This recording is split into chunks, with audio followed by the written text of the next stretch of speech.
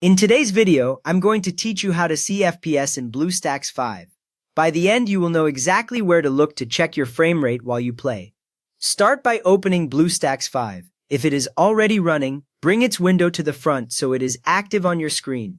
You should see the main BlueStacks home area with your installed apps and a vertical toolbar along one side of the window. If what you see looks different, make sure you really launch BlueStacks 5 and not another program. Now look at that side toolbar and click the settings icon. It looks like a small gear. When you click it, a settings window or panel opens over the emulator. You will see several sections listed on the left side and on the right side, different options for whatever section is selected. If you do not see the gear at first, move your mouse slowly up and down the side toolbar until you find it. From there, go to the Performance section. Click Performance in the list on the left. As soon as you do, the right side updates to show performance-related controls.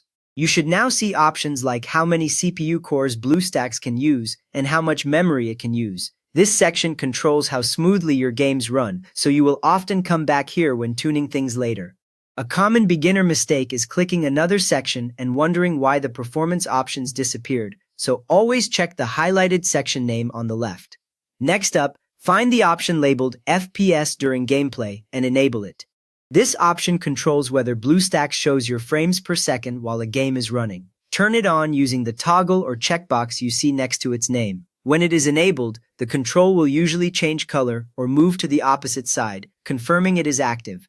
Once it is on, BlueStacks can show a small FPS counter over your games so you can see how smoothly they are running in real time. If you do not see the option at first, scroll the performance page a little, since it may be slightly lower on smaller screens. After that, click Save Changes.